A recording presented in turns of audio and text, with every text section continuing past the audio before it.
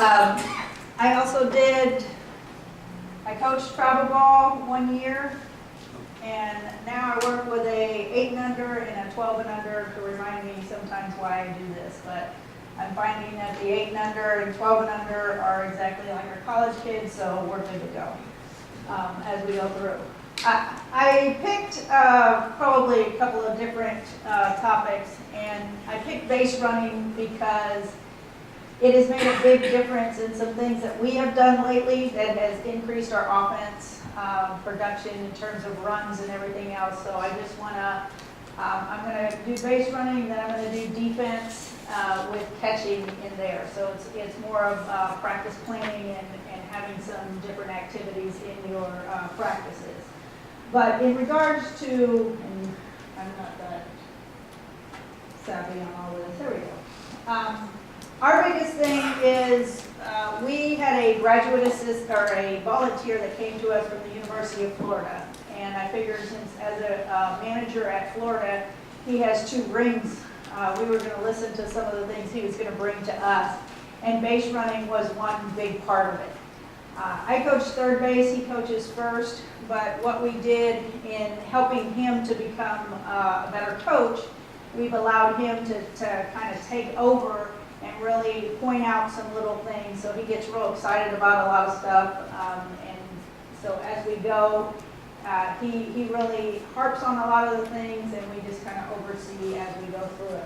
But we made it a priority at the beginning of practice. So as we go out to practice, 10 to 15 minutes every day, we do 1 or 2 things to remind ourselves in regards to base running. It takes a little bit more time at the beginning of your practices as you start your season, but after that, the kids understand drills and everything else, and it's just go, go, go. So as we do it in regular practice, if we're scrimmaging, whatever, we're watching for those things. And what's made it nice, I understand if it's only you and one other person, but find out what's important. If today reads and tags are very important, then have your assistant or whoever watch those as you're scrimmaging, and you as a head coach or whatever are watching everything else. Okay. We video a lot in practice. We just have a video that sits up and just videos practice in general, but a lot of times we just pull out our phones and we'll video them on their base running stuff, and I have a couple of those in here. There we go. Okay, so everybody does it. Form running is a part of practice, and you do that every day. So instead of the good old stretches that we used to do when we stand there for half an hour and stretch, you do form running, which is making sure that they're in the proper position. When they're running in general, they're going from cheek to cheek, go from here to here as they're going through. And it's funny because I just went ahead and videoed this the other day. And I would really want to say that I made them do it wrong, but they're really bad. But it's just making sure that as our coaches is having them do some different form running, bounding, high knees, all those different things. How they were running the other day is they were doing the tom-toms. And you've seen those kids that run just like this, or the one that carries her purse as she's running this way. So it's just basically forcing your elbow to go back as you're running through this way, and we just make it a point. The kid that runs with their elbows out, we're just making sure that their elbows are staying in. So there's nothing pretty about this.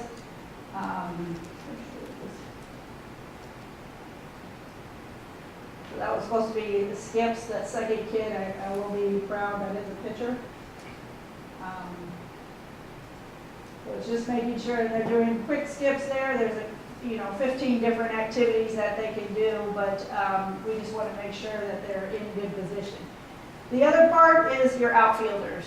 When they're going for a ball and everything else, they think, I always say it's a beeper ball, that they're just running like this and they think the ball's going to fall in it.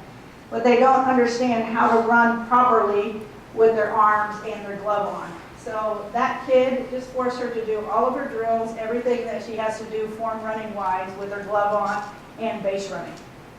So it just works real easy to keep them going. Some more of these examples. On the side there is basically they were just working on taking off. So they're just in position, and she just said go, and they were just working on their form there.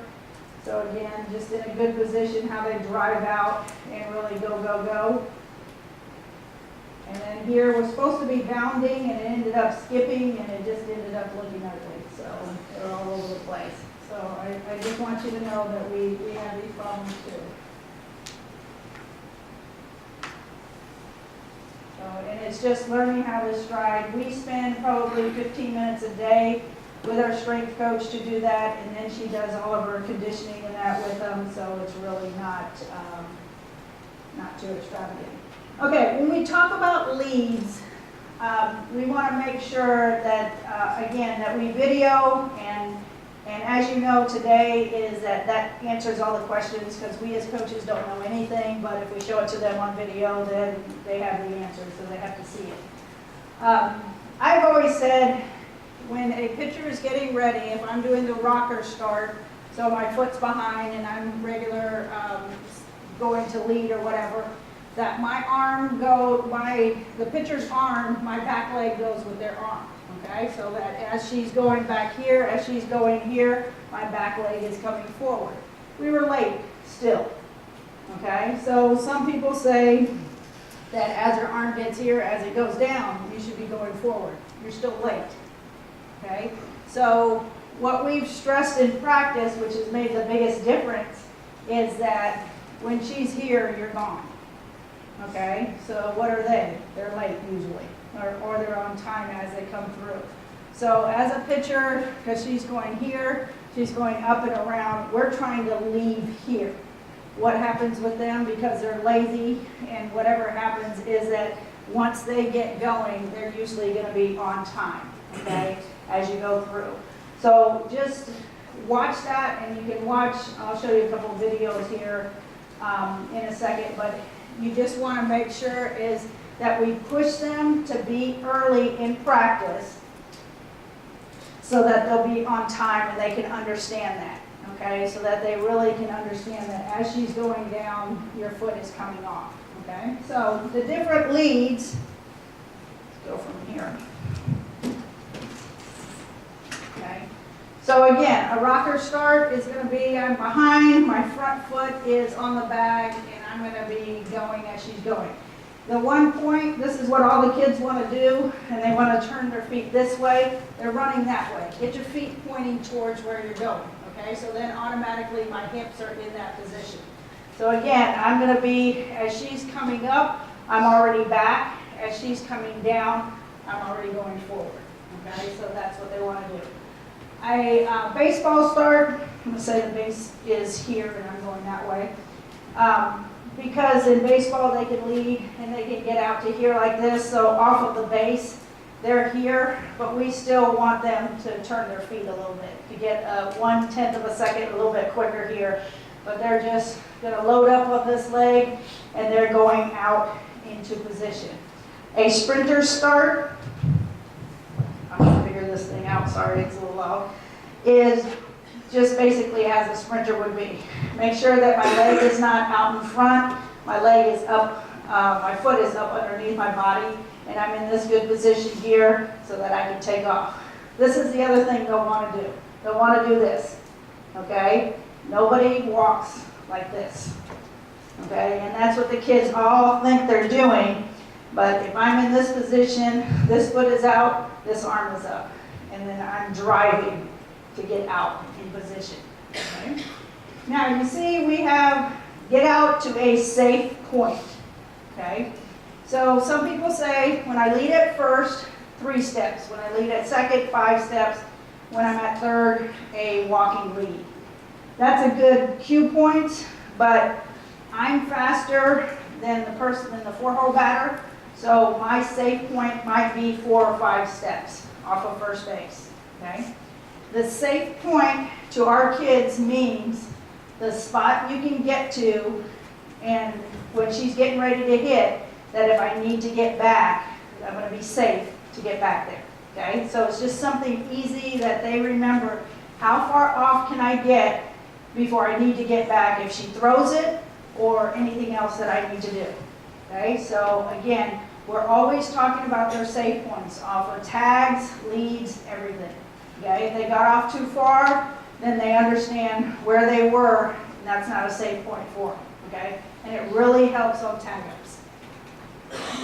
So, the other part of leads is everybody wants to do this and get into this position. Okay, works great for basketball and works great for volleyball. Okay, but for softball, again, I have to continue running this way. So my lead needs to be my foot gets down and I'm in this position, stopped. Okay, as the ball gets into the hitting zone. Okay, so as your player, your next player is getting ready to hit it, is when I stop. Okay, and I'm in this good position here. Now, everybody thinks I'm facing this way. How can I get back here? This is a lot easier and quicker than from here and my knee's not working. Okay, that's when kids end up getting hurt or they go too far off. But we just get with our feet underneath us in this good running position. Okay, so on every base that I come off of, as I do my lead here, I'm coming here. This right foot is getting down as the ball is going to get hit. So my next step is either continue to go, she swung and missed, stop, and go back. Okay?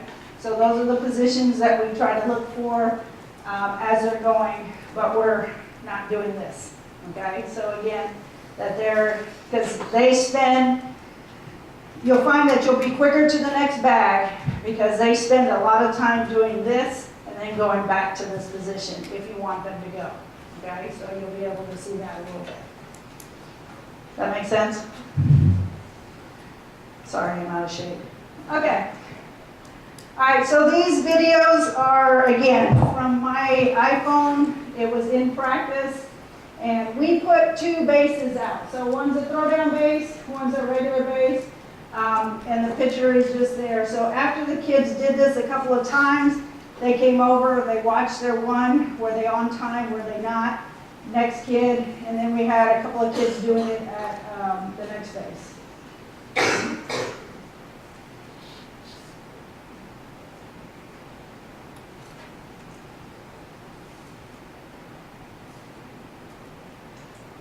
so you can see the picture is just getting ready to go, and they're early or late. They're pretty early. Okay. We're going with this one.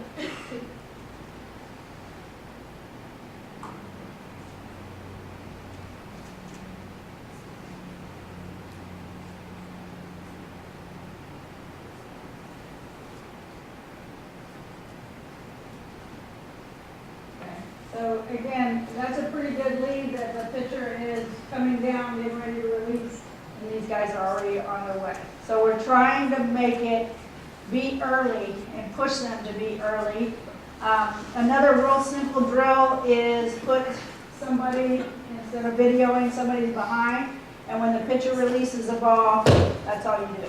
Okay, it's clap. So the kid can feel and hear that as they're coming off, did they make that sound or not, or was I off beforehand? Okay, so it just keeps them in that good position.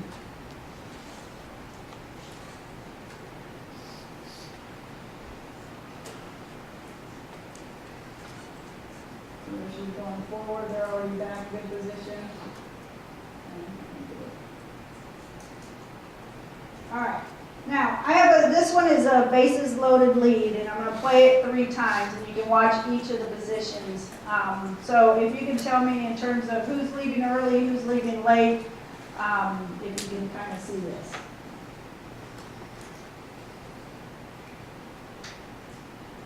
Okay. I really videoed and took it because the catcher did a good job blocking, but. All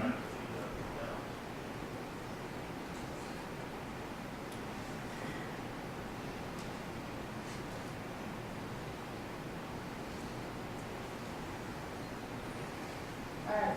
So what do you think of those leads? Pretty good? All right. The little spots on there. Okay. Runner at third. Okay. The thing to notice about her is, okay, Okay, again, a walking lead, no problem there. A runner at first.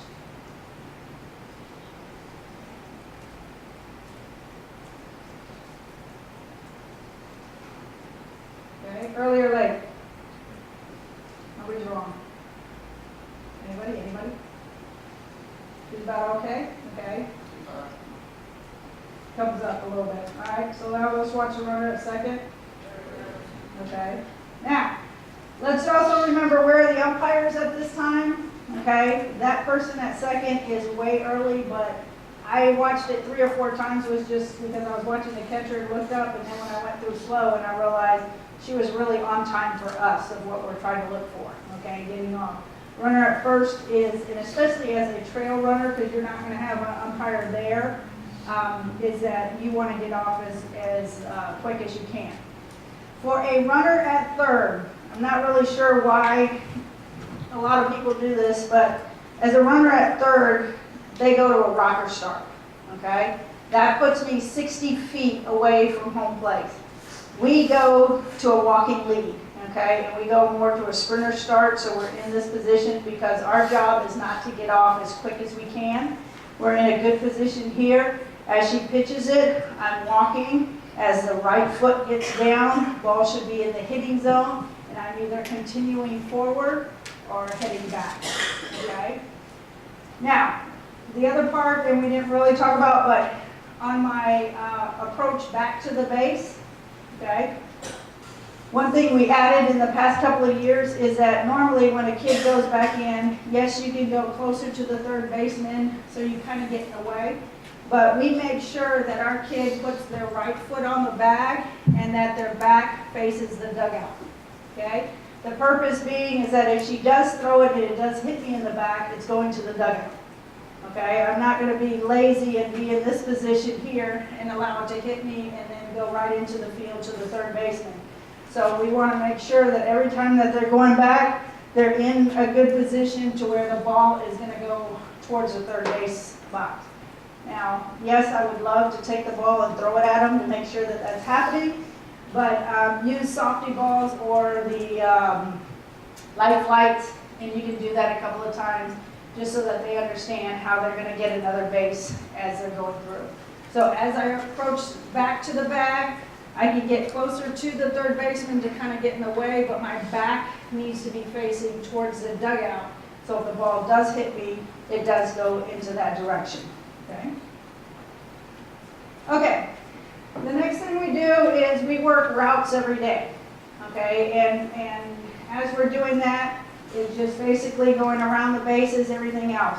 Before, it was real easy, run 60 feet, turn left, and that's the end of base running. But we want to make sure that we're doing it in the correct position. We put cones out there all the time, just throw them on the ground, the little disc ones or whatever. I used to be dumb enough to stand there, you get your feet stepped on and everything else, but it's just trying to train them where do they need to be in terms of how they're running around the bases. So again, it used to be the banana and really come out this way, but we basically have made it a circle and they seem to stay a little bit closer to the line. We really, again, a lot of people say hit with your right foot, your left foot. All that's fantastic. When the kid's running, they don't know what they're doing. So we just make sure, again, if I'm going to hit with my left foot, I'm going to drop my shoulder. It's easier if I do hit with my right foot because then I can go more of a straight line to the next bag. So again, we try to give them the 2 options so that they know when I get to that bag, if I hit with this foot, I need to drop my inside shoulder so I can really get going. If I'm lazy with it, then they end up high-fiving the second baseman way out here. So again, just making sure that you have these little things. We had a kid, it was a year before I got to South Carolina. She finally, it was a freshman, she got a hit. She comes rounding here. She gets all the way out here and falls down. Okay, I mean, just face plants, you know, that happens all the time. The next day, our grounds crew had a good time with it. They did an outline of her body and put some cones out there so that she could remember how far out of the baseline she ran. So they had a little spot for her dead on the quarter. So we just try to make everybody's a part of it. making sure, again, inside corners, everything else that they're trying to move. I put on the tag-ups, or is to retouch the base. I'm a Yankees fan, because my father grew up in New York, but Judge didn't retouch second base as he went off as far as he could, and he got past second base on a tag-up in terms of a ball because that was his safe point. But he forgot that as I go back around that bag, I need to make sure that I touch the bag to head back to the other one. So even the pros do it. And reiterating that part of it is that that safe point is for tag-ups. Okay, so again, a ball hit deep left, we're going out as far as we can. And if it's caught, then we have to retouch a bag and head back to the bag. That's what we're going to do. But we're going off as far as we can to make sure that we're in that situation. We added last year was a spin move at second base. Okay, and the purpose of that is, again, I'm on first, ball's hit to right field. I'm not going to be running, staring at the ball. I'm picking up the third base coach as I go. But the second baseman may have got it, or it might be a ground ball that a second baseman may have a play on me or a back pick on me at second base. So as I approach the base, all I'm going to do is here and stay instead of if I didn't have to slide in. Does that kind of make sense to you? Is that, again, ball's hit behind me. I may slide in and pop up, but if not, I'm just coming in. I hit here, and then I'm staying in close to the bag. So they're just doing a spin move. A Texas leaguer into right field, even a line drive into right field. You see it's down, down, down. Kids running to second base, you're already holding them. They know they need to stay tight. They do the little spin move, and it keeps them closer to the bag instead of falling over their face back here. And then they got a back pick on us. Okay? All right. So again, how far can I go on tag-ups? Safe point, when do I need to tag and go to the next base? Now, as an old school coach, I've always been about move up one bag, move up one bag. But early in the game, we want to look for two bases. So runner on second, ball hit to left field, deep, whatever, okay? Again, in my mind, I'm thinking, okay, if I tag, we get up one base if she catches it. But if I'm off as far as I can, and she's close to catching it or not, and she bobbles it and drops it, I can score. Okay, so that's where I'm thinking two bases. And it's just trying to be more aggressive in our coaching that we're looking to go two bases. Now, ball hit, straight up in the air, she's camped out underneath it, then I might be a little bit closer, but I'm going to be off because can I tag and get to the next bag? No. Okay, ball hit, fly ball to left field, I'm a runner at second. I'm not going to sit and tag if she's just camped underneath it or anything like that. I'm going to be off as far as I can. She drops it or she catches it, I go back to the bag, but if she dropped it, I now at least can go one more extra base. Okay? So just trying to think. Now it's late in the game, I want to move up one bag, then we're trying to look for different things. The other part is that if I'm a runner at second, ball hit in the outfield, outfielders turned her shoulders, then I'm further out. Okay, and so those are the things that we look for, is that as a base runner, is the ball's hit in the air, it's not an automatic tag, it's only at third base, but everything else I'm off as far as I can, okay, to the point, safe point, to where I won't be thrown out at the next, thrown out if she catches it, but I could get possibly two bags, or at least the next bag if she misses it. Okay? So we're just trying to be aggressive, trying to make some things happen, and kind of staying in that philosophy of get out as far as you can. Runners at first and second, ball hit the left field, you'll see a kid at first almost past second base. Okay, and the kid at second is trying to figure things out, so that's where we have this person behind them yelling down, down, down, or ball down, whatever, so that they're go, go, go. Okay, so we're just trying to make those things happen for them, push them a little bit more, get out as far as you can, and be aggressive with it. So again, if a kid, by having the video on top, and again, it's not manned or anything, we just start it for practice and then let it go, then they can start to see, and we take a few minutes once a week to show them some video of, hey, this was a great read on this ball, you could have gotten out further. There's so many times they take the assumption ball's going to be caught and they're already going back instead of seeing it being caught before they move one place or the next. Okay. All right, so again at each base, automatic tag at third. Okay, just basically just trying to make it happen for us is that it just, any ball that's up, once I see ball in the air, I'm tagging. The other thing that we'll do with our base running is down angle. Ball down, we're gone, okay? And we have some different things.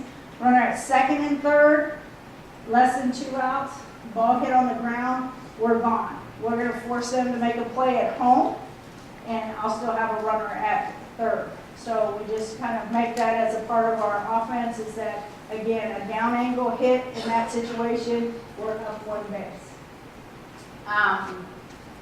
And again, that runner behind, they're going to yell. Oh, their little trick there is that they're yelling down, down, down. If they can see the Texas leaguer fall in to where a runner, like a ball going over second baseman's head, as a kid at first, I can see it down, down, down. Kid at second can't read that ball as well. I don't know why I can read it at third. At second, again, close to the base. Again, if it's behind you, okay, as far as you can. The only time that we're going to tag is with bases loaded. Okay, runner at second is going to tag. A ball hit in the outfield, boom, we're going to tag at second to move up because we know that they're not going to be the primary play. Okay, so bases loaded is the only place where we're making the adjustment. The last part, and again, it's happened a couple of times, even watching the baseball, is making sure that that runner or the batter that just hit the ball, who's still staring at the ball, thinking it's going over, doesn't overrun the kid at first. Okay, so that's a kind of situation where our first base coach is important. They're yelling stop. So some people will come back and try to tag up. It hasn't happened to us because, yes, we hit home runs because now we have the ghost bats. But we want to make sure that our person is out to their safe point and in a good position to take the next bag to where the hitter will not pass it. Okay? All right. This was the other thing we added, and it's called swings. We reward what we wanted to see. Okay, and we made it a contest to for kids. Every time we scrimmage, every time in a game, whatever, whoever takes the extra base, they get, if they get 10 of them, they get a swing. Okay, we got this from Marshall at the time. I think she's at Indiana now. But basically what it is a wing that goes on your shoe. Okay, they come in all different colors. I tried to get it on Amazon to come up, but it wouldn't. But it is just, you know, for fast people, they get the little wings that makes them really fast. It is just something that goes on their cleats that it shows that they have the number of swings. Okay, and so you'll see our kids, they'll do this when they take an extra base. Okay, so it's just something simple. Again, we have different colors because we do it all the time, and you can find out what it's whoever gets an extra base, and that is a dirt ball. So if the pitcher pitches, balls in the dirt, anything like that, kid takes the lead and takes off to the next base, they get one of the swings. And we have kids that, and it was one of our top hitters from last year, wasn't fast, became smarter, wanted to swing, and just took off in practice and made some things happen. So again, understanding what's going on. So again, dirt balls. If I hit a pop-up in the outfield and I'm going all the way to second base, they end up missing it, getting the extra base, then we add that in as one of their extra, extra plays that they want to do. So again, they're on Amazon. There's some different ones. So we happened to buy like 4 different levels for them. And we had 2 kids that got up to 48 last year. So it's not going to be a lot, but it's something for them pushing for in terms of your scrimmages in practice. And we said anytime we didn't have a net, like if coach was pitching behind a net, anytime we didn't have the net there that the catchers could throw them out, they had an opportunity to get a swing. So again, fly balls, even a single to the outfield, but they're making a play on somebody else and the back runner takes the second base. Those were things that we tried. So we rewarded that behavior, and it just became a habit for us, and it's something a lot of fun. So we point out that one kid has swings so far this year and nobody else does, so we just keep rubbing it in. Allow your players to make mistakes in the base running aspect and everything else, especially in practice.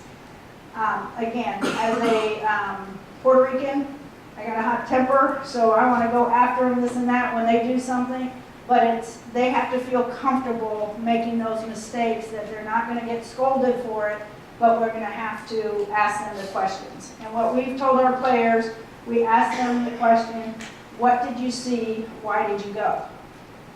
And they have to answer it.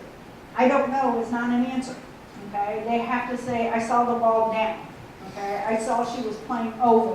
Whatever they read, but they have to do that. So that goes into first and thirds. What did you see? Why did you try to go home? So they have to really understand why they're doing what they're doing in order for us to say, hey, that's a great read on that. Okay, or we'll watch the video later. Okay. We do batting practice. And again, you may be throwing whatever. We make the kids do the reads. It's a great time for outfielders to get reads on the balls. But in terms of balls, how far off can I go? That ball was hit, now I can continue. Did you see that? It's not sprinting to each base, but it's for them to understand this batter is going to get 5 cuts. You're going to run on 1, 3, and 5.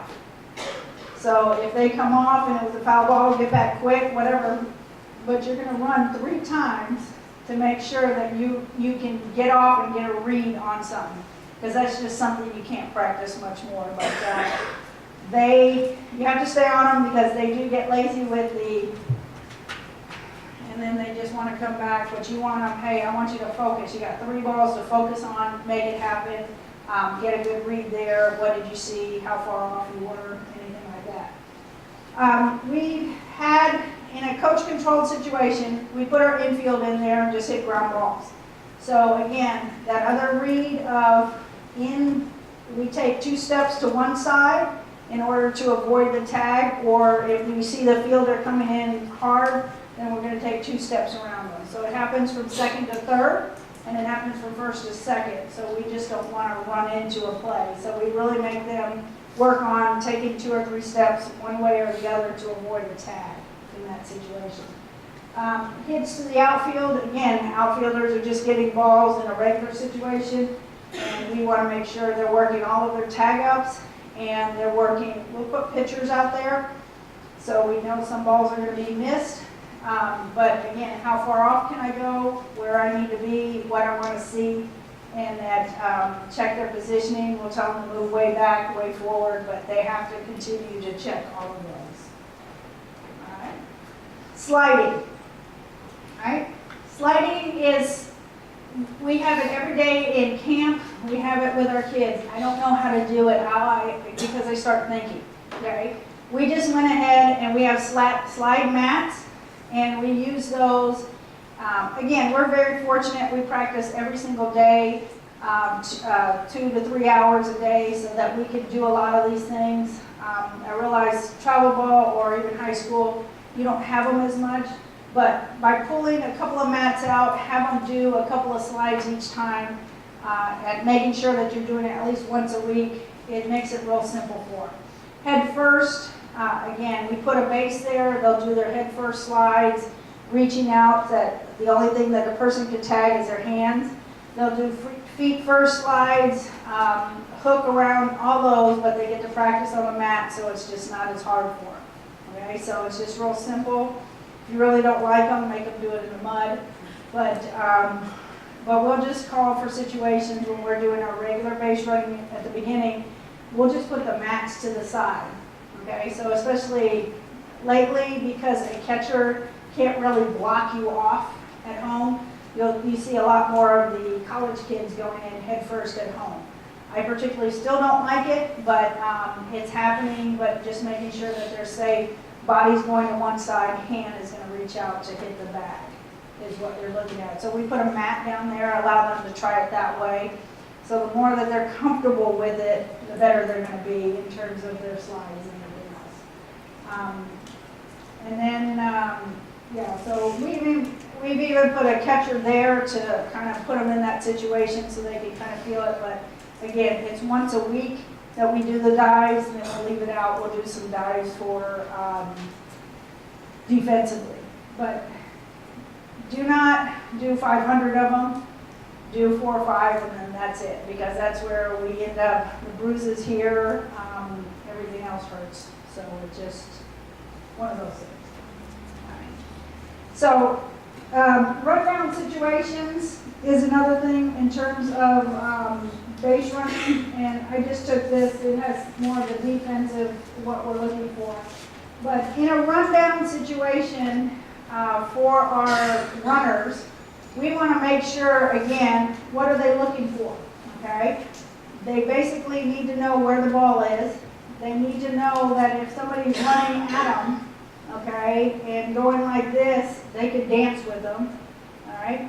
That once, basically, the runner, if you turn your shoulders, then they can, it's a little bit easier. So once you're facing them like that, let them, once they release the ball, runner at third in the first and third situation can take off.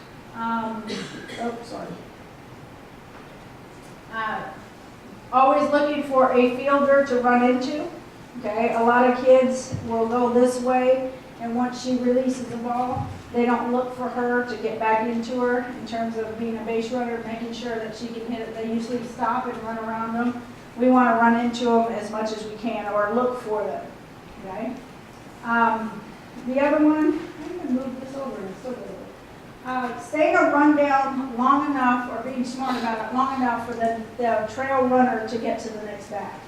Okay, so you want to make sure, I know I'm the runner from first to second, I want to try to get this runner to score. I need to stay in this rundown long enough to allow that runner to score. Okay.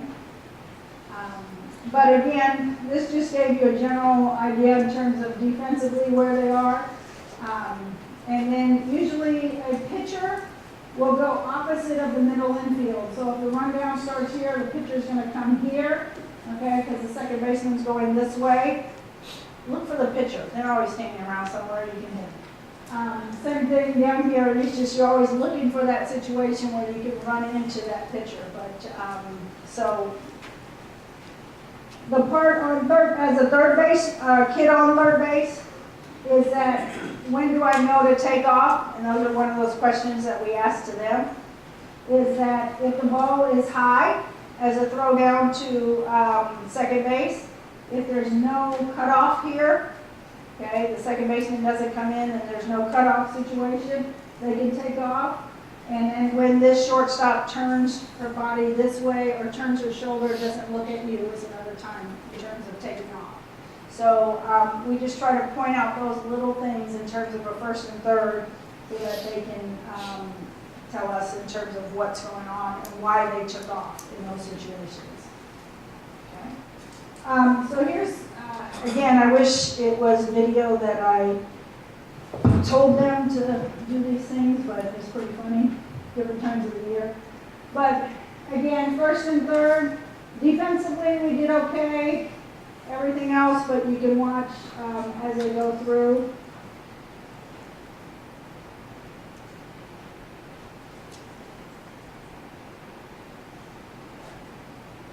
So she goes to chase her.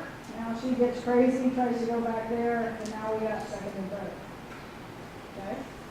So easy enough. Again, a manager out there in terms of calling, but they just trying to make something happen to make the defense do something crazy. Okay. Here's another situation.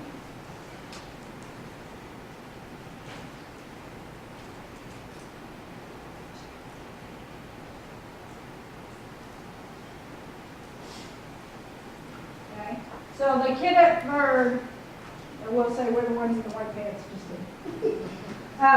The kid at third is probably one of our fastest and everything else, but she understood that in this first and third situation, understanding our focus was to get runners to second and third with our good hitter up, that we didn't want to be crazy, so she didn't want to run into an out.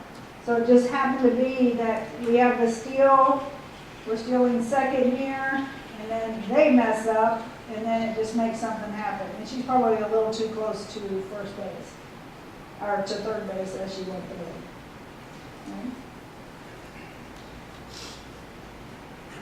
Okay. Okay.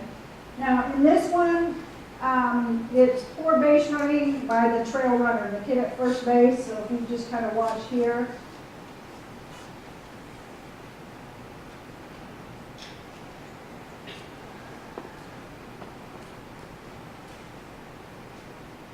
So again, what we're looking for is that there's no hesitation as she comes around that base and she saw the thing happen, that she's not just kind of enjoying lives.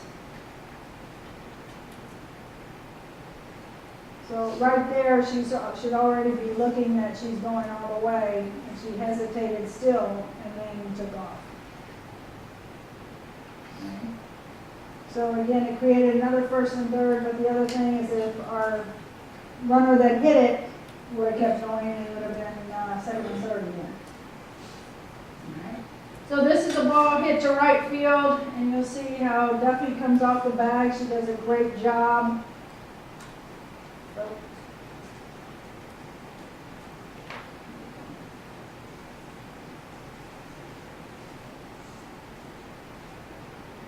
Not much of a hesitation as she came around. It's just a ball to right field, and she just took off all the way.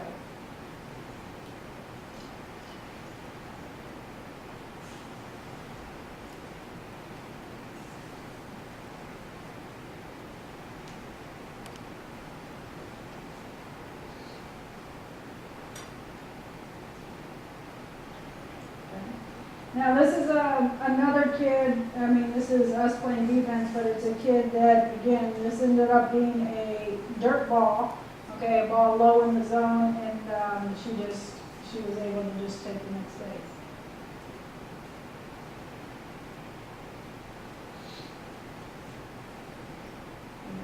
So she's just getting ready, she's taking off as it's going through.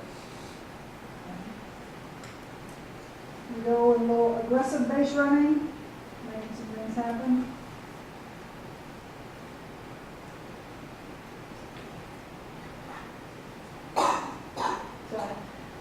So again, that right there, we wouldn't fault the first kid.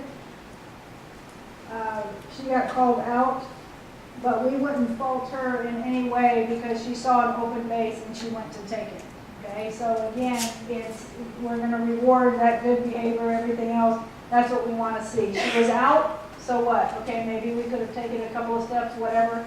But she, again, this was just a slap to the kid at third. She dove. There's nobody at first, and our kid running to second just keeps going. Those are the kids that think they're fast, but they're really not.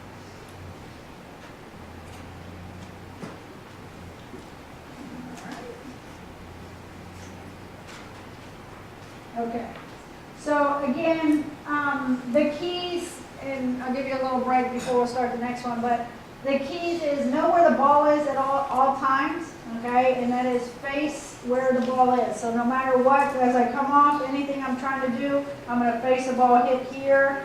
If I'm at second, ball's hit over my head, whatever it is, always open up and face it, know where the ball is at all the time, and get to a safe point. Okay, that safe point is off as far as I can so that I know I'm not going to get thrown out to the next bag.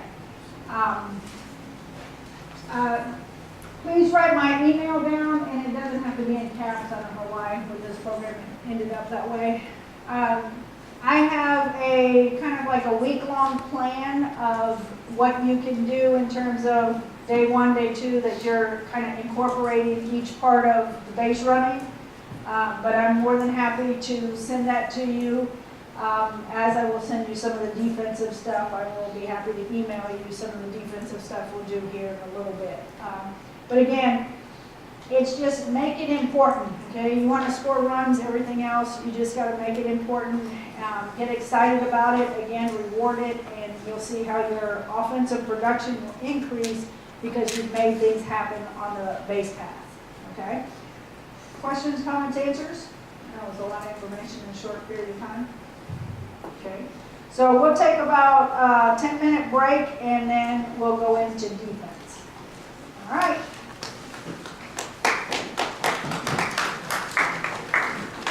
Really good. I know everybody's been talking about these bats, the ghost bats, everything else, and I know I look so young, just kidding, that's why I stand far away, but being in this game, this is my 28th year of coaching. The stealth bat that they had probably 7-8 years ago was pretty hot. Georgia ended up going to the World Series, some different things that happened. This bat is as hot or hotter. And so if you don't leave this weekend without one, you're doing your team a disservice. I'm just telling you that right now. We have been fortunate enough, we hired a new hitting coach, and a lot of you may know it's the hitting vault. It's been a lot of information in terms of baseball, but Matt Lyle, and we test these bats on a regular basis against the Hit Tracks machine, which is, the kids get in there and hit every day. Off a front toss or live, and they can record what exit velocity and basically the distance that these bats are sending the ball right away. It's a little scary getting behind the net and tossing to the kids when they're utilizing these, but these really, we have kids that, oh, but I like this bat, I like something else that they've used before, and we're like, why would you not want to swing the best bat on the market? I do not get paid by Easton. We do use their equipment, but it is really, this bat is going to be a difference maker. And the teams that do swing it, Alabama, Florida, Ole Miss, Georgia, and ourselves in terms of our league. But it really is, I'm telling you right now, just invest in those bats, or tell your kids to. All right. So, I'm going to talk to you about defense. I do take care of the defense at University of South Carolina. I help with the hitting, and I coach third base, so I have to know a lot about what we're doing hitting-wise in order to make some things happen. Defense has always been my love, and it's because I started in slow pitch. I grew up in Florida. That's all there was slow pitch, and so I learned as a young kid how to play defense, how to catch a ball. Yes, I had 2 older brothers that we played burnout and everything else, so you really learn how to play defense. But it just makes a big difference in terms of knowing what to do, how to catch and throw, and so that's basically what my premise is on everything that we do, is learning how to catch and throw and playing defense with our feet. We make sure that our kids are fundamentally sound, everything that we're trying to do. I used to be a person that would take the bag, even when I do hitting stuff, and we'd have all these gadgets to hit with. Let's use this, this, and this, and all these different things, strap on this. And now the whole philosophy has changed, and instead of doing a lot of drills a little bit, it's doing a few drills a lot. Okay, and making sure that we're staying in it. Now, I know this is the day and age that the kids need some shiny toy in front of them all the time. So we make adjustments in terms of the size of the ball, maybe using a little glove and some different things, but I just try to stay with the premise of the drill that we're trying to do is remaining the same. How we're doing our footwork and all that kind of stuff. Okay, so basically it is the basics, okay? So your fundamentals, I think that for a long time, and I always loved Derek Jeter and how he fielded the ball, and he'd pick it up and he'd be moving and everything else. How come he looks so athletic and my kids don't? Okay, and this was, again, before that we'd go to field the ball And we basically, they would come up to the ball, they would stop, they would field it, and then they turn their feet and then they throw. I'm like going, but why is he, when he picks up the ball, he's just moving through it and getting through everything as he's going. So I know some of you, the guys have played baseball before, but that's where our games are really the same, and the swing to me really isn't that different. But just in making sure that the defensive stuff that we try to do is the same as baseball. Okay, it's really not different. There's a bigger ball, and your gloves might be a little bit smaller. The transition in terms of when I'm catching it and to getting ready to throw, what we talk about is we're redirecting the ball. So as a fielder, as a ball is coming to me, once I field it, I'm trying to get it to now go a different way.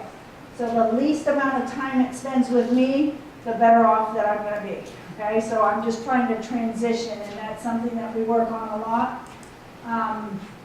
I put here, show me the money in terms of the palm. We want to make sure that the kids are always in this good position in terms of the palm facing towards where the ball's coming from.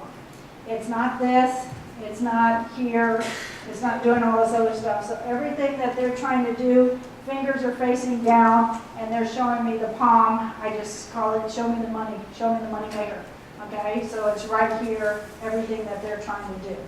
Right, and you can come up. Forehands and backhands, the same type of thing we're trying to do when we move to a backhand or a forehand. So on a forehand that they want to be here, but they're still where the ball's coming from, they're showing the pocket of the ball, the pocket of the glove to the target. When I go for a backhand, making sure my body is turned where I'm trying to go, and I'm in this good position here. My pocket is going towards where the ball is, bent on, and getting into this good position. Okay, so it's just trying to keep the same philosophy as I go through. Everything that I'm trying to do, I'm trying to show them the pocket of the glove. Okay, like I said, you play defense with your feet. Okay, so again, everything that we're trying to do is feet are moving. I call them happy feet. Okay, that they're always in this position. Little kids love it. The bigger kids think I'm crazy, but again, my feet are always moving. Okay. The hop or the pre-positioning in terms of getting ready for a ball to be hit. Again, as the ball is pitched and it's in the hitting zone is when I want to be up in the air. Okay. So a lot of us do. Our kids move. Our kids step into position. Our kids do a lot of things, but they're not doing it on time. So we work a lot of first step type of situation. I've even put them up on a balance beam that the pitchers use or something that they have to hop over in order that when the ball is being hit, their feet are hitting the ground and they're ready to go. Okay, so you want to be in that good position. I think Auburn was the one, they made it a little bit more famous. Their kids were jumping this high, more power to them. But I just want movement, okay? So again, you'll see that some kids get into it, and you'll see the ball is about hit, and the kids are still in the air this high. That's not the point of it. The point is to make sure that as the ball is being hit, your feet are getting down, okay? So basically, as I'm moving, my pre-step, my motion is going to be either right-left, okay? And it's right, left, and a little hop, or it's going to be right, left, and it's just, it could be a spread out, or it could just be a hop straight up and down, okay? But my body needs to be moving as the ball is being hit, and the whole purpose of that is that a body in motion is quicker than one that's standing still, okay? You're going to be quicker to the first ball. The one thing you want to watch for when you're doing this is that when the kids get here and the ball's hit, that we're not getting and they're moving nowhere, okay, false step type of situation. You want to make sure that as they land, they're going to be on their toes a little bit, and then as they land here, that they're ready to go, okay? And a drill we do for that is all of our kids are in line. We put a bucket right there. We're going to toss this way. They come up, they hop. As soon as their feet hit, we toss, and they have to work their steps to that direction. Okay, and it's just a constant, just here, the kids here, they work, they're going, and they're doing their drop, step, and go. And we do it 10 feet from them. Once they've gone this way 4 or 5 times, that way 4 or 5 times, we back up, we do it again. It's a hard toss, and it's 4 or 5 to one side, 4 or 5 to the other one. We go back, and now we use a bat. Okay, so we're really working their first step and making sure that their first step is not this again, it is moving to that direction. And the reason I say that is the most important is because so many kids want to be here and they step. Okay, once that happens, what has to happen next? Up over my leg before I can take off. So that's why we want to make sure that everything's happening, their feet are underneath them, they're turn and go. Okay, so it's just those steps are happening right away. All right, so this again is baby balls and baby gloves. And all I did, this is a quick drill, is just making sure.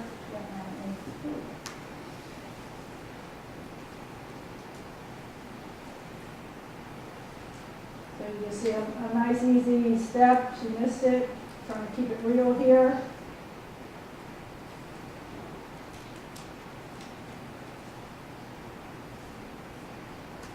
So again, it's just making sure that they're getting a good angle, they're moving there. So Jana is a third baseman, she usually doesn't have to run that far. And then we started just adding in that they were going to work once they get the ball that they were going to plant. Couldn't do the next kid, she's left-handed, so it really threw me off. Okay? So we're just going to make sure that, again, our footwork, and I got them from Easton. I got the Easton baseballs. They're a little softy, and that's what I use to do small balls. So I don't know if any of you use smaller balls when you're doing defense or baseballs, but once you've done that and then you go to hit a regular softball, it's like it's a watermelon that you're trying to hit because everything in the game slows down for them. So everything we try to do, we do small balls and fast to try to keep up game pace. But then when we go to the regular ball, it slows everything down for them. Okay? This is something that I got a long time ago, and it's just the easiest way to teach throwing. Okay? And basically how it goes is you just do it naturally. Okay? So again, once I've got the ball here, it's thumb by the thigh. Okay, so this is just a natural motion right here. Real easy is just in this position, thumb by the thigh. Now we go fingers to the sky, so we're in this good position and our wrist is cocked into here. Okay, then elbow stays high because if it goes down, it's going to shot put it. So elbow stays high, and then once you throw, it's way bye-bye. Okay, easiest way to teach it. So now you see the different areas of where your kids have problems. Okay, so they'll come here, and again, there's different ways to throw in terms of different positions, but if I'm just warming up, lengthening my throw, lengthening my arm, I want to be in this good position here. Okay, and as I go through, elbow is going to stay high and go through and throw. Where our problems happen? Here. It's not fingers to the sky, it's fingers, the ball's facing back at you. Its elbow goes low, and then they just kind of chunk it at you.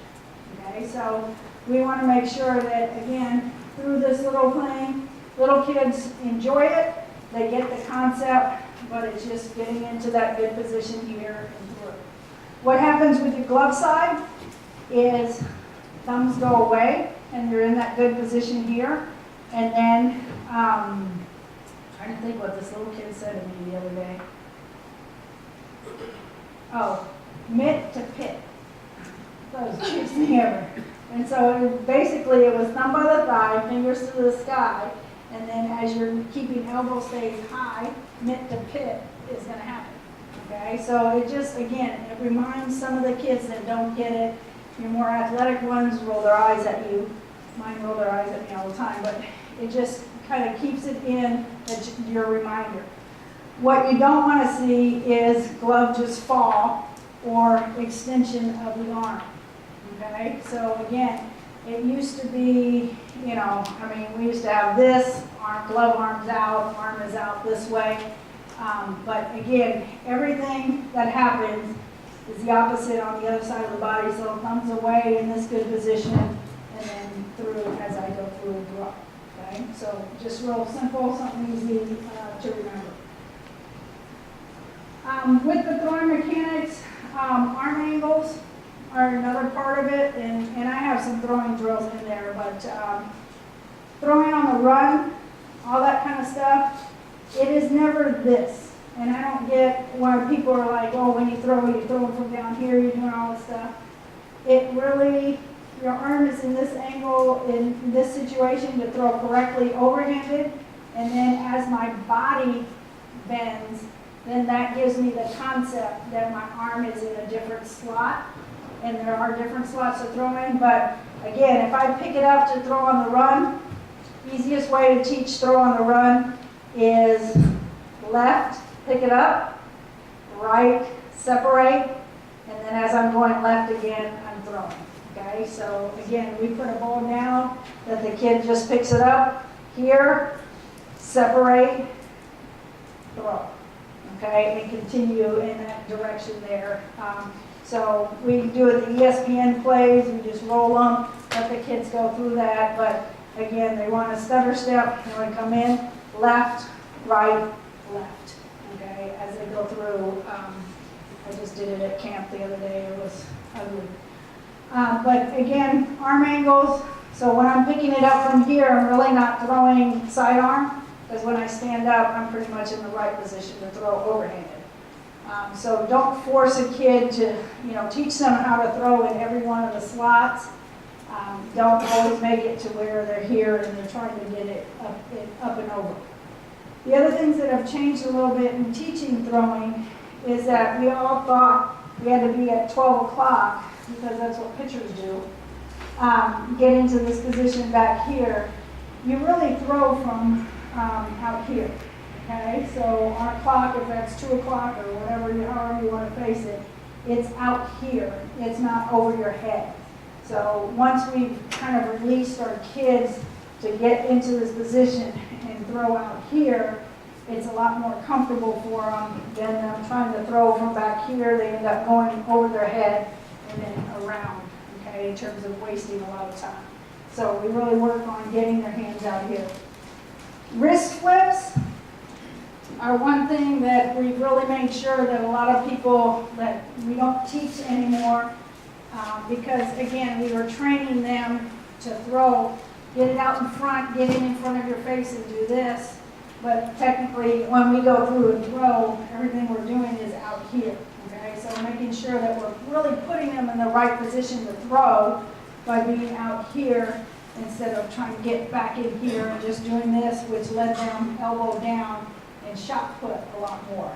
Okay, so that, and it put a lot of stress on their biceps too, as they were just basically trying to throw like this, and then we get mad at them for throwing like that. That's how we're training. So throwing drills that we do is, again, an old one.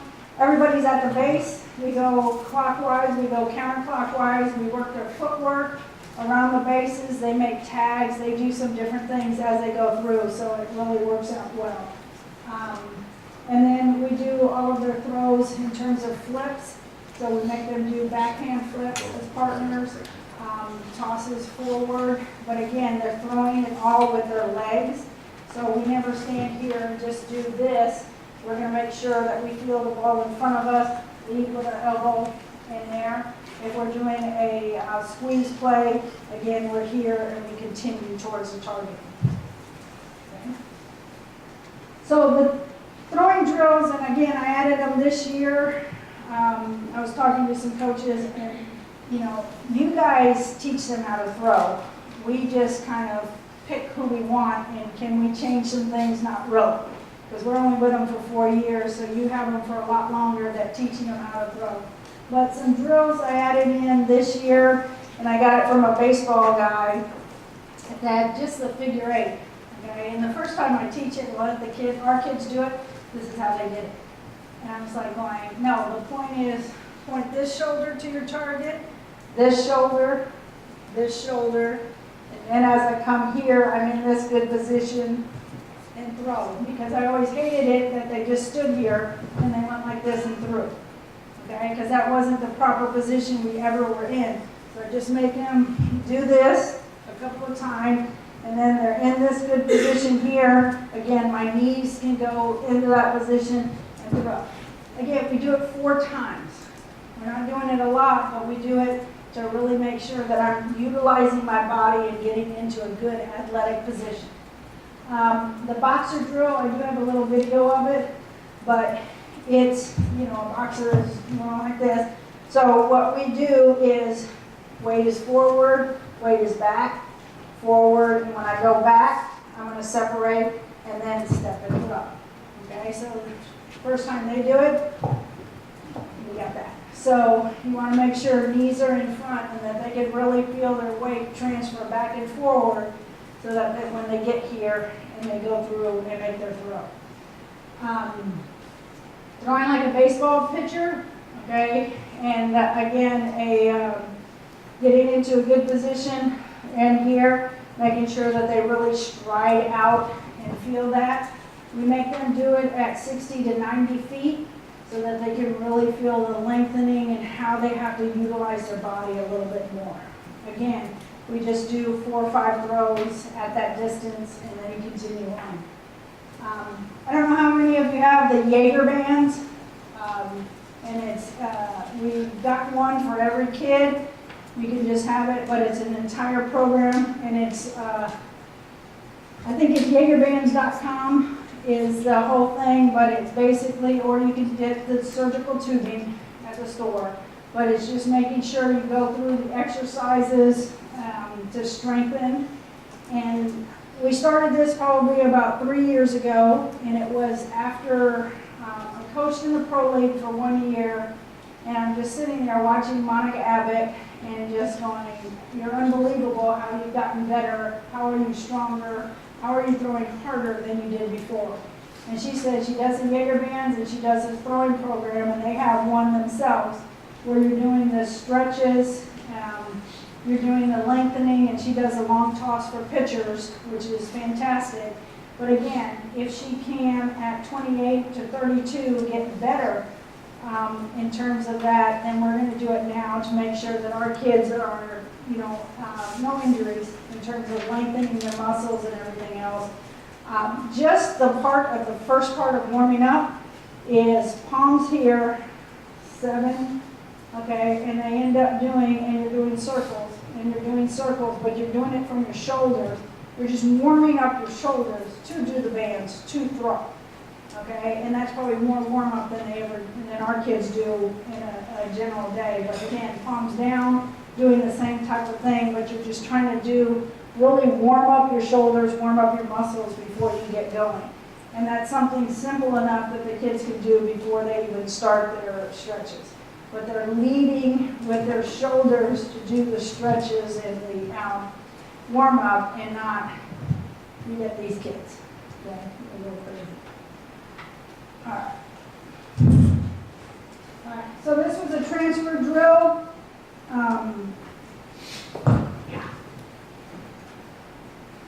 And she's not really good at it, but we're going to see her do it.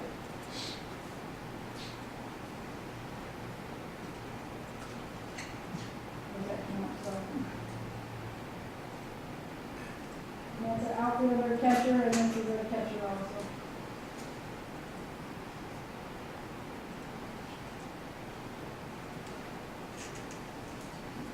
So again, you're just trying to get that feeling going back and forth as we go through it. Any questions on any of the throwing? All right. They haven't warmed up yet. The other thing we'll try to do is that you have specialty throws that you have, and it's rundowns, quick throws. You just have throws that you just really need them to work on. You're not going to take 20 minutes every day in practice, but just have them do it for 10 throws at the end of practice. So all of our kids do quick throws at the end. They have to do 10 back and forth. These are probably the slowest quick throws I've ever seen, but these guys are going through. Everybody else is watching. Okay. So they're just trying to get their feet working, this and that. You can have your contest, all that kind of stuff as you go through, but just something real simple. All right, so then we did just a 3-man relay group again, so it can happen here. We have one person in the middle. They're going to do the relays back and forth.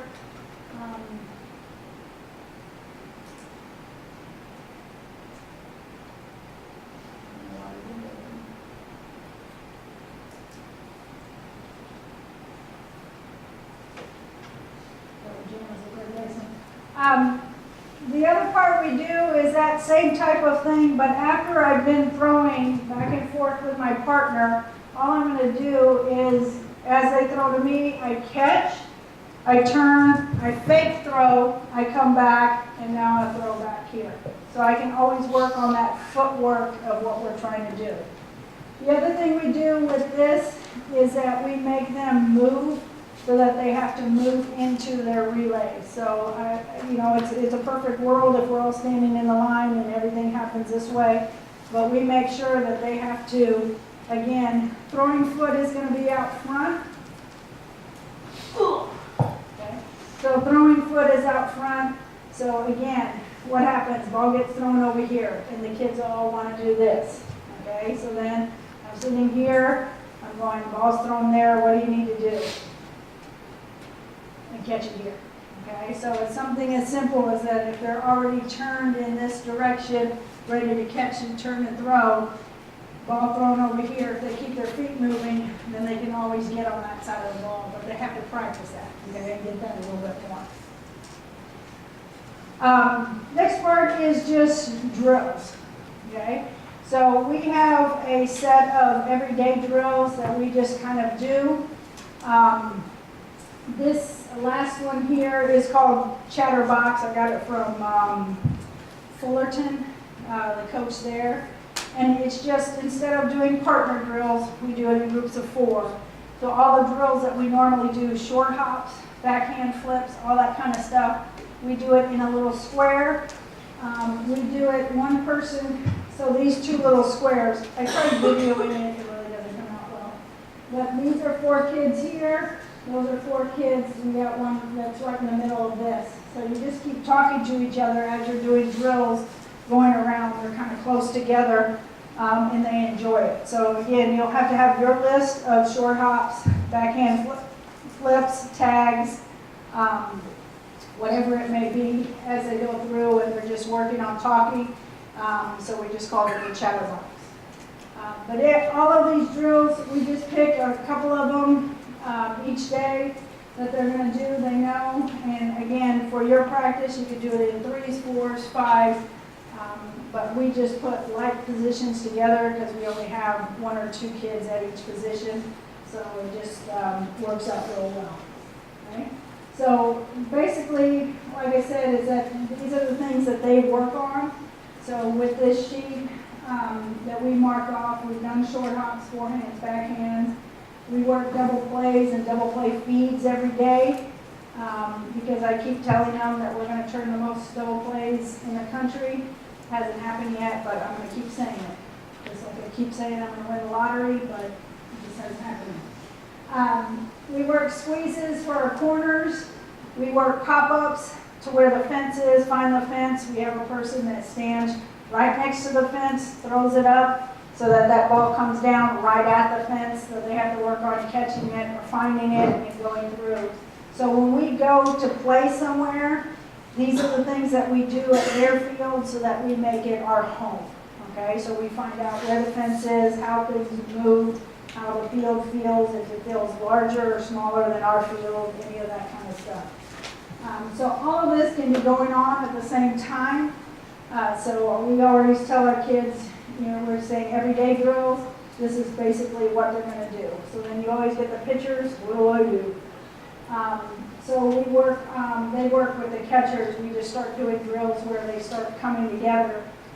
So they'll work squeezes, then we'll get the first and third basemen to work squeezes, and we'll actually hit the ground balls to the middle infield to do double plays, and just keep things moving that way. One of my favorite things, and we'll do catching too, is tags at the plate. When you're doing ground balls, if you have two people that can hit ground balls to your defense, I usually go in the outfield and I hit ground balls to my catchers.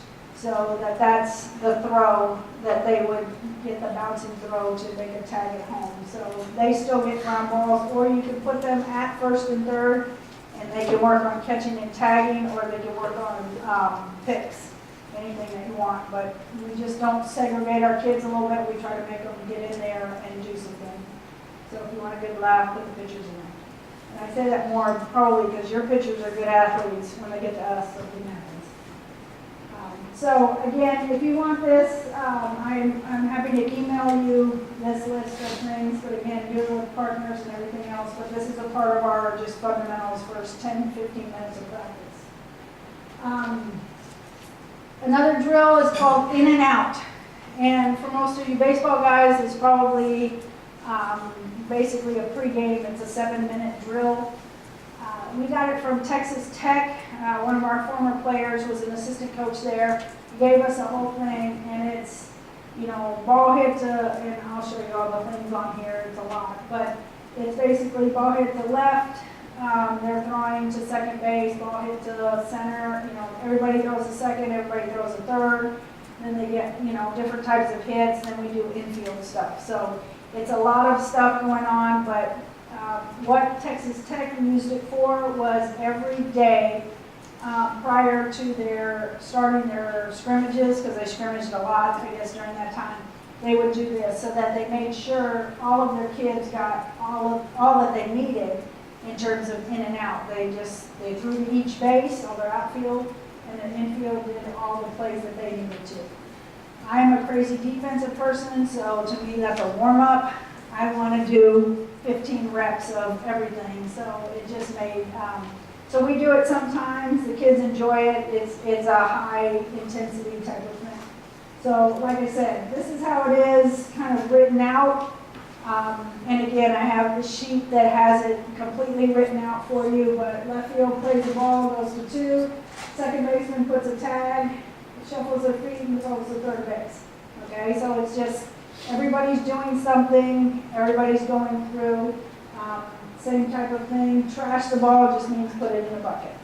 Okay, so it has everybody doing something, right field does the same thing. So again, the infielders are making the catch and tags, coming out, making a play, and doing the next lift. Okay, so that's just the first round. Second round basically is a gap shot.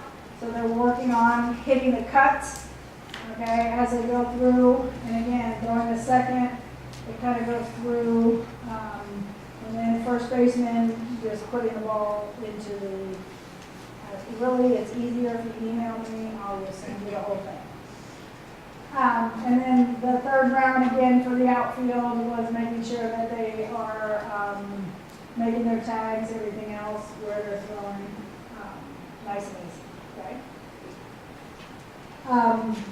Ground balls in general, I know that when I coached at Division II, it was myself and graduate assistant, so we had to have our kids hit. Okay, so they did a lot of hitting ground balls and everything else. I wish we still did it a lot, but it just really teaches eye-hand coordination. I would teach them how to do it because they can get pretty good with flipping with the other hand, making sure, because it's all about playing contact, just hitting the ball on the ground. The other part is that playing pepper is the other thing that our kids don't really understand, that just being able to control the ball and being able to hit it to each person. So it just helps them with their hitting parts that they don't know it's really helping them with, but it helps us because we're getting ground balls. We've done it anywhere where we have a person that stands in front of the second baseman, the next person stands in front of the first baseman, next hitter stands in front of the third baseman, next hitter is in the shortstop. And all we're doing is hit, hit, hit, hit. And everybody, and it's a short period of time. You got 4 hitters, you got everybody getting ground balls in that short period of time. Again, we just say ground ball straight to them, backhands, and everybody has to do backhands, everybody has to do forehands. Then we do slow rollers, but we're not worried about their throw at this time. We're just worried about their fielding, okay, and how they're going through it. We do Gamecock Special, which is you just pick a spot. Done it a couple of different ways. We've done 2 people at a time. One stands at third, one stands a little bit towards the pitcher's area, shortstop, and my volunteer coach, he just tries to crush it by them, and they're doing anything they can to stop the ball within their little square. So again, it gets a little challenging, and you could have a kid hit, so that again, if they want to wear masks and everything else, we've had pitchers that put on the batter helmets, whatever they want to wear. But it's just, it gets competitive that they're diving and they do a lot of things. You're just trying to hit 10 balls through them. The pictures I have is basically making sure that the one I have here is, I'm standing in front of home plate. You have the corners of your backstop, and the hitter is right at pitching mound, and they're trying to hit 1 ball past 1 person. Okay, so we have some pictures of that. Just the kid is sitting there, they're trying to hit by them, and it just makes it a little bit competitive there. But it's just, we'll have whoever the winner is for the day, we just make sure that we recognize them and we put their name on the board in our locker room. Range drills are probably one of my favorite. Is that, again, I let them have a running start and then I hit it as far as they can so that they really understand how their body needs to be in a running position and how they're going to go out and get a ball. So you'd be amazed how a first baseman, all they're going to do is hit the corner of first base and start running towards the second base position, and I'm hitting a ground ball that's probably between second base and that position, and they can still get to it. So it's just, again, once you get your body turned and going to where you need to, we're probably going to get a lot more balls. So we're just trying to increase their range besides all the footwork stuff that we do with them. Okay. The other one was, we did a perfect 10. Softball perfection just doesn't exist, but all we're trying to do is you have to catch, you have to field and throw 10 balls correctly. So whoever's hitting to them, if you get to 9 and you mess up, we're starting over again. And so in my mind, the whole point of it was, let's just get a lot of ground balls today. In their mind, they're trying to be perfect, and they end up getting 40 or 50 balls in that period of time because they mess up. So again, it was a little bit of concentration and everything else, but they're working on fielding and throwing, getting 10 in a row. Okay. This is infield, outfield crossfire, and this is something that I've had written up forever. Again, I'm happy to send it to you. But it just is, again, 2 hitters at home plate. One hitter is hitting to the shortstop, fields it, makes the throw to first. The other one's hitting to the second baseman. She's coming across and then making her throw to third base. So the first and third basemen are working on receiving, and that's their job during this. The other 2 are working on the fielding aspect of it. So it just goes through, we got double plays, so kind of how you write it out, and it's nothing new and exciting, but it just gets you in a sequence of drill. And we do probably 5 to each position, depending on your kids. Don't do it the day before a game because it may not, the arm's going to be hanging. But a third baseman cannot just stand here and wait for the ball. They have to be up. They have to watch that hitter once the ball is hit and make sure that their feet are back, whatever, and that they're going to catch and tag. So it just tries to simulate the game aspect of it. Okay? All right. A couple more things with practice itself is that use a clock, okay? Use a stopwatch. Figure out that 3 seconds works for you, whatever it may be. We challenge the kids to get 2.7. So again, from hit to field to throw to first base, it needs to be less than 2.7, okay? okay? And this is when Coach Smith will come out, and she's just standing there, and she's just like, 3-0, you know, I mean, she's doing whatever, but it just pushes the kids. So then they have to figure out, do I need to play closer? Do I need to be quicker on my transfer to get the ball out and go? What do I need to do to get this person out? Because if we're not beating the clock, we're not going to beat the runner. And we always try to make it harder in practice than it is in a game. So make sure that you use that stopwatch and just get them to go to be quicker.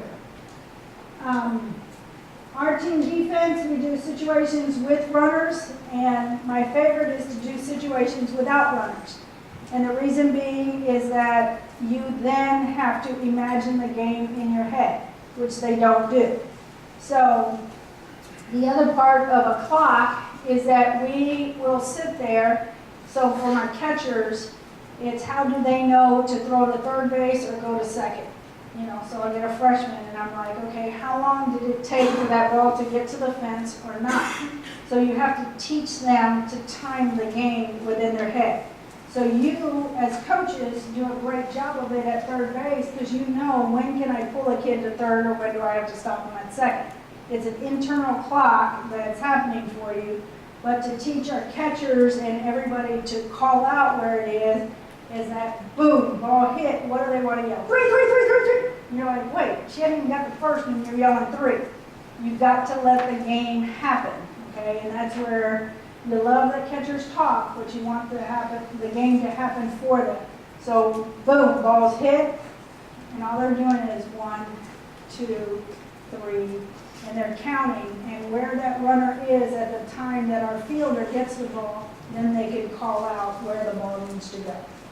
Okay, so again, it's something that we as athletes that have played the game understand that we don't need that clock, but some of these kids do, and they need to understand that they need to count, you know, whatever it is, they need to count, and once they get it, so it's about 3 seconds to get to each base, so that they know when they've gotten to 5 and now she's got the ball's probably going to have to go to third, you know, whatever it may be, but you'll just start to see that, and it helps them to do that a few times to understand where I actually need to throw, because we'll have a lot of catchers that will yell 4, 4, 4, 4 before the kid even hits second when the play should have been 3.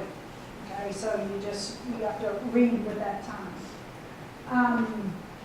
We play with outs. We play our scrimmages or coach-controlled hits that we'll just do it every 3 outs. They'll keep switching. Or we'll do it where the situation switches in terms of the outs. Anything like that, just to challenge them a little bit and make some things to adjust the situation. We'll go 3 outs with a runner at first, and they keep going back to first base. Or we just let the outs go 1, 2, 3, or whatever situation comes up. So you can just make those little bit of adjustments that the kids understand, and it gives them a little bit of a challenge. So again, reps of the situation or its number of outs. We making sure that you're always doing runners at second and third for cuts. Runner at third focusing on down angle, so that's what our base runners are going. And then dealing with the trail runner, where our next play is going to be. Runner at third is going to score. What are we doing with that trail runner? Keep them from getting to second base. So in our practice, we'll say today is keep them off second, so the outfield knows everything we're doing. Ball gets to them, we're going to keep that runner that hit the ball, or the batter, from getting to second base. Okay, so you'll see a lot of people throw home. It allows that runner to get to second. So offensively, we've got to swing, but defensively, we're pissed off because we've let that runner get to second base. So we're always trying to do that. An old one, but a good one. If you just say, hey, today we're only doing 21 outs. Okay, and you know that situation, you put the fielders out there, one of the coaches hits, and all you're trying to do is get to 21 outs. If they mess up, you go to 0. Okay, so after 10 outs, the defense would switch, or after so many outs, the defense switches, but you're just doing situations. So you have to catch it, you have to field it cleanly, you have to make the play to the right spot, and that's how you get one. You get the situation that you get out. So you make mistakes, it starts over. And we've done it offensively and defensively. So we'll have one team running while the other team is on defense. If that base runner makes a mistake, we go back to 0. Okay, so they're just trying to always keep going. They hate you. And one time that's all we said you were going to do, 21 outs, and you're still out there for 2 hours. So the other one is the short hits, infield and outfield, is 2 center fielders. So you have right side of the field, you have a center fielder, she just works with this side of the field. You have another center fielder, is just this side of the field. 2 hitters, and all we're doing is hitting the little bloopers in there. A key to hitting bloopers is loosen your hands on the bat. Because a lot of people are like, they're holding the bat so hard and they're just trying to crush it and you're just trying to hit it over the center fielder's head. You just loosen it, or over the shortstop's head. Loosen your hands a little bit and just bloop it in there.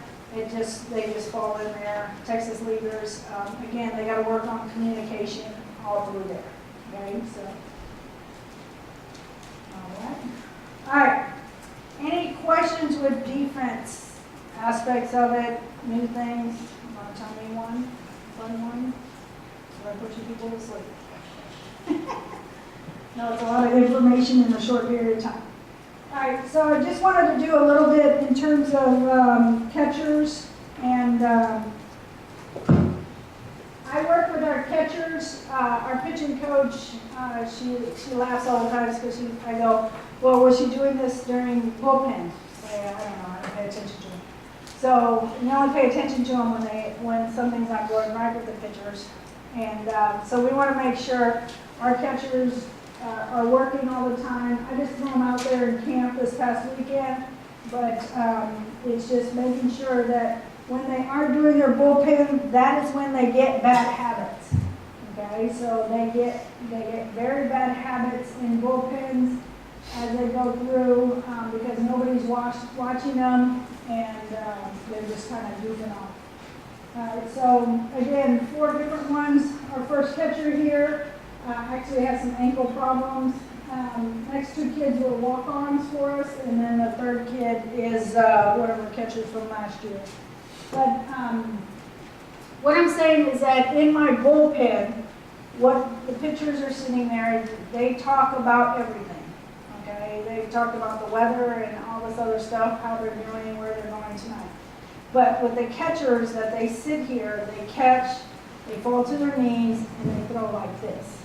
Okay, and so I'm like going, you can go to your knees, you can do whatever you want, but in order for you to be a good catcher, once you come here, you've caught, you need to make sure that you turn your shoulders and come through and throw, because this is a habit that occurs in the bullpen, here to there, okay, every single time, and so then it just creates a bad habit for them. So have drills for them to work on all the time. So again, in that sheet that I had, they have their blocking that they work on, they do their picks, they'll do their ground ball, everything that they do, we really try to make them focus and get something out of it. I break down bunt defense and first and thirds and stuff to the point where a first and third is going to be successful because the catcher is making a good throw. So they'll throw 3 or 4 balls to second, they'll work it just with the shortstop, they'll work it just with the second baseman coming across. Some people may use the pitcher, but they'll work all of those aspects. Break everything down till it's just what it is, a catch and a throw. Okay, is basically what they want to do. All right. The one thing that never happens, there is no such thing as a pass ball. They are all wild pitches. Got it? Okay. So what we do is we set the kids up here. Our pitchers will chunk a ball past them. They'll go in, they'll slide into the fence, and then come through and make their tosses. So they've already worked on their forehand tosses and their backhand tosses. So they're in that position. Some of these videos didn't work for me. But so from there, she's just going to go in, slide in, make sure she's always picking the ball up with 2 hands, and then making her flip back to that to the pitcher. Pitchers are going to work on getting in a good position, catch, tag, and then get out of the way. Okay, because if they're standing there too long, I'm going to slide into them and hurt them. Something like that. Okay?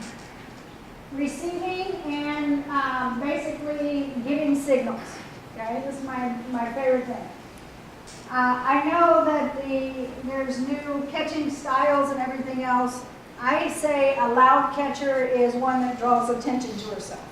Okay, so that's the one that, hey, yeah, if you can just let it go like, no. The attention's on the pitcher. Your job is just to get your pitches, whatever you're doing. So be a quiet catcher in terms of your movement and all that kind of stuff. Be quiet with it, okay? Allow the ball to travel as much as you can, okay? So a lot of, again, if nobody's on base, my catching and my framing is going to be out in front of me. If somebody's on base that I need to throw them out, I'm going to allow this ball to travel a little bit more. So even for tags, allow the ball to come to you. Don't get my catchers to go out and reach for it. So we just work some drills in terms of that. In terms of framing, again, you want to look in front of, so if each of you put out your glove side, your elbow out. Everybody up. There we go. Okay? All right, so now I'm going to catch a ball, which is a screwball, which is going to be on that side as my glove side. So I'm going to go here to catch it there. Okay? If now I then extend my arm, I brought it back into the zone. Okay? So that's what I'm looking to do. So anything I'm trying to catch, I'm not going to catch it here, but I'm going to catch the outside of the ball, and then as I catch it, then I can extend it, and now it comes into the zone a little bit more. Okay? Now, some people catch, they end up doing this. I've taken the ball out of the zone. Okay? So again, once I catch here, elbow is bent, extend. Ball across my body in terms of being a curveball, it's going off here. So again, I'm going to come across, I'm going to catch, and now all I'm going to have to do is extend my arm. Still a soft elbow and it's still bent, but it's not here, lock. Okay, so once I lock, then my shoulders turn, and now I'm taking the umpire out this way. But I want to then kind of move my rear over my other leg as I catch. So once I catch here, I'm outside of it, and now I've extended it, it's back in. It is not wrist flips. Okay, and that's what a lot of catchers will want to do, but it's here, coming across my body, catch, and extend, not catch and wrist flip. Okay, so that's where an umpire can really see this a lot more, but they can't see that. Okay, they don't see that, and then if I'm doing that as I'm going, I'm bringing it in. Okay, some of our kids use a first baseman's mitt to catch with. Okay, and now Easton's got a little bit better catcher's mitt, but it was smaller. But the first baseman's mitt is about 13 inches. So again, I got this. I catch it here, I go like this, it's probably coming in for a strike. So if I'm catching like this, and I catch it there, they're going to call it a ball. Okay, so we're just trying to do some things so that I can catch it and give myself a little bit more room. It also is a bigger pocket, so it would save on their hand a little bit more. Okay, so make sure that that's in there. And it's, the other part is that the kids want to put their hand in their glove like this way, and then they wonder why this hurts. So again, by turning their hand this way, as they're going to catch, it's going to hit in that pocket and not on their hand as much. Okay? And you'll find that with your fielders too. If you turn your hand and your glove a little bit more, it saves on your hand. Okay? And again, less is more. Signals. Okay? I know we give numbers and everything else, and that's fantastic. But if your kid does give signals, the best thing to do is to constantly fist, 1, up, 2, up, 3, whatever it may be, but it's not, okay? We always tease that they're not real bright, that's why there's a circle around them. So we want to make sure that we're clear with what we're trying to do in terms of giving them a signal, okay? Inside, outside, whatever you want to do. You can have odd or even, but it's this and back up. We pick signals from catchers 90% of the time. They'll do their signals, and then they pull their hand out. Okay, so that's why we get them in the habit of down and up into a fist, and you pull your fist out each time. It is not 1, 2, 3, 4, and then come up. The other reasoning for the armbands in that is because, again, we're looking for anything we can to get a pitch. So if you're going like this with your fingers moving, your arms moving, you can see that you're going to figure something's up. A lot of catchers will give their signals right here to the first base coach because they're blocking the third base coach because they said put your knee up and your glove here, but they're giving all their signals to the first base coach.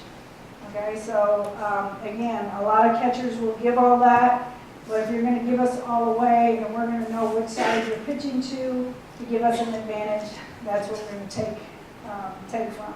So it's just, you know, we try to pick whatever we can, but a lot of it we get on the catchers. Woo! Okay. Well.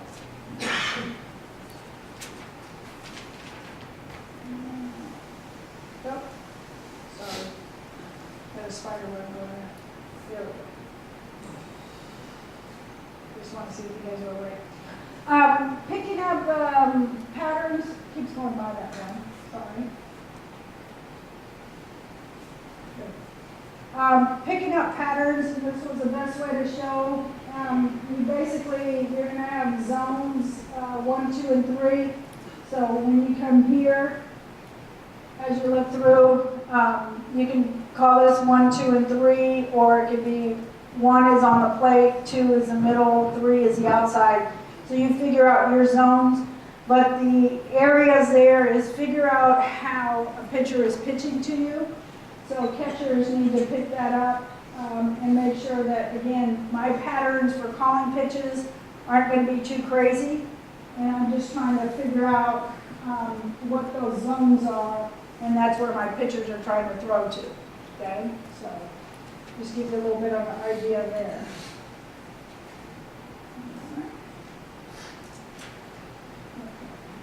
Hold up a second. I have.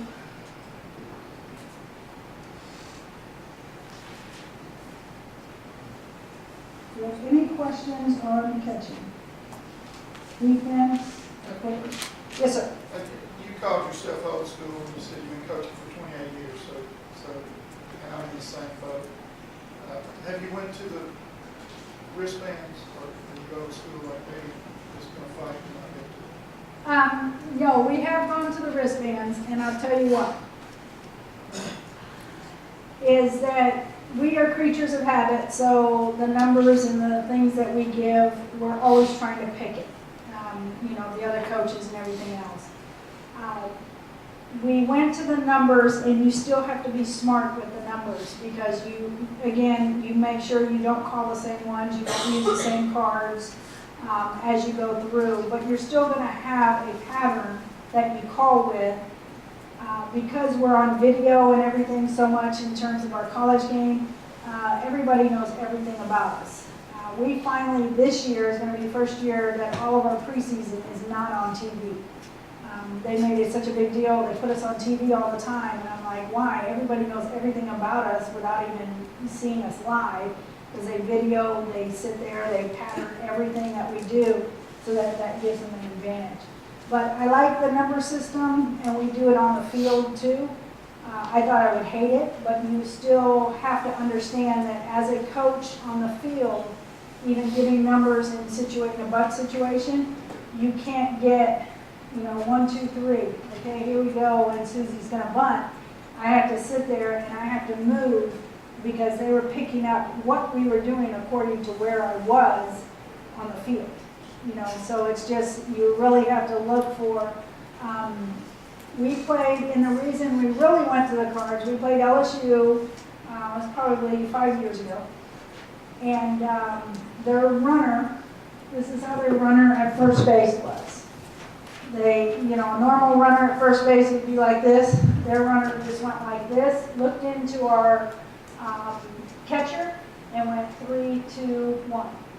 Next pitch, 4, 1, this. and gave their dugout everything we did. And we literally felt like we were raped in that game. They beat us 8-10 to nothing. We didn't even know what to do. So we're telling the kid to cover up. You couldn't cover up from the kid at first base. The pitcher couldn't even see the signals. So again, they beat us. They beat us the next day. We were trying to cover up. We didn't do what we printed out the cards. We gave the pitcher the card. You can't put this on, do you? So then we get a kid on second base, and the kid goes. And so the kid at second for them flipped off the deck. So then we went through, and so then they knew we cleared it up. They couldn't get it, and they couldn't get our signals. We beat them 8-0. So it really made a difference by giving those signals away, but that's basically what happened to us and why we had to go that way. So, any other questions? Anything? I have a couple of examples. Okay. This drill here is a transfer drill that I started working a few years ago. And again, when we talked about transfer, we talked about catching a ball and redirecting it. Okay, so we started working our players to be quicker about it. Okay, so this drill is off of a machine, and basically all she's going to do is the machine is going to go. Put this start slideshow.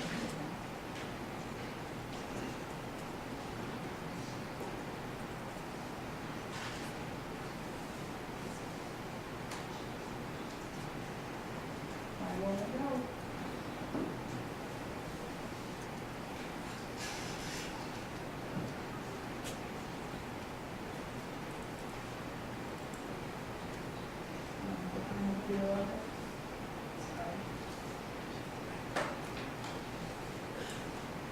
But it is,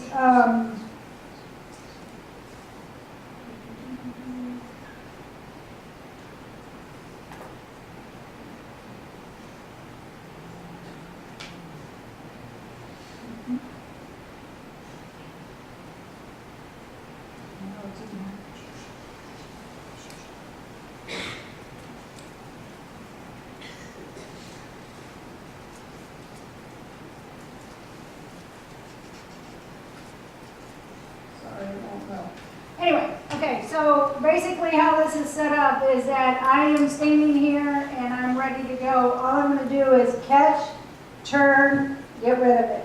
Catch, turn, get rid of it. And the ball is coming out of the machine as quick as possible. Okay, so it's just boom, boom. So I have to catch it, get rid of it, and set for the next one. The kid that catches, and basically catches this way, brings it back here and wants to do all this, is going to take too long. The next ball is going to come right at him. So they want to work on is just catch, and keep going as close as they can to